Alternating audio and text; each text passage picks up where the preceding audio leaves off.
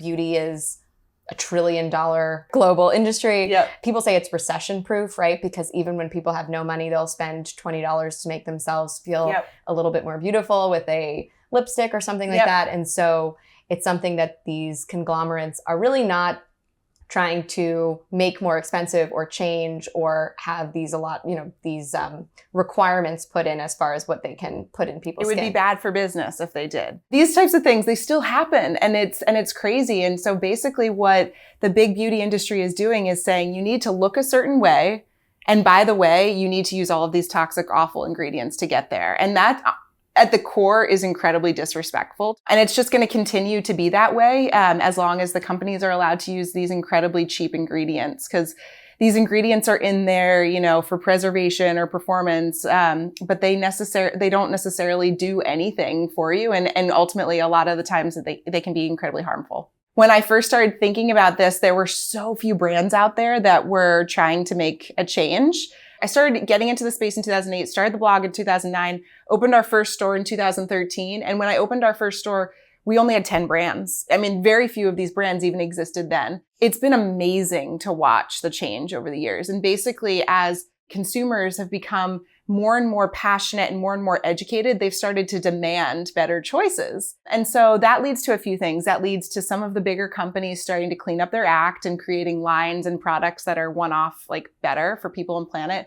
But it also led to the development of more green chemistry, more innovation when it comes to kind of effective, clean ingredients and products. And so over the years, now you see like a new clean beauty brand every single day.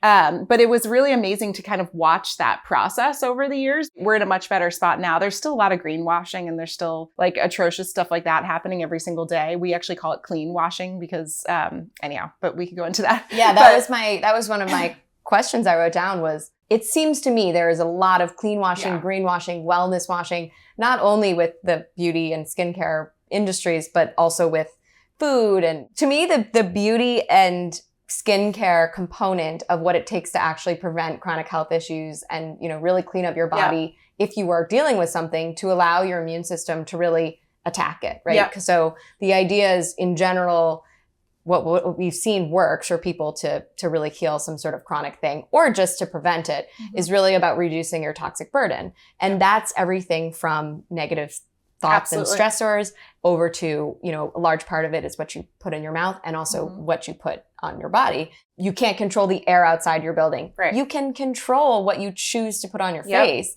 That's what honestly fuels us. And that's what we're so passionate about doing at Follain, is making it as easy as possible for people to start that journey, to start trying cleaner products. And I mean, people will ask us, okay, where should I begin? When we say soap, it's always a shock because we're known for skincare and makeup and all these fun, you know, parts of clean beauty. But we always tell people soap. It's the easiest thing. It's like what you use most frequently throughout the day. It's usually what's creating the most waste in terms of environmental impact. And the ingredients in soap, like they're usually packed with synthetic fragrance.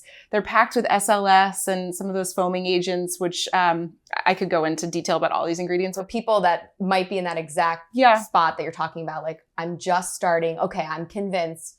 Now, what do I start with first? And so soap, that's a great example. Soap is so easy.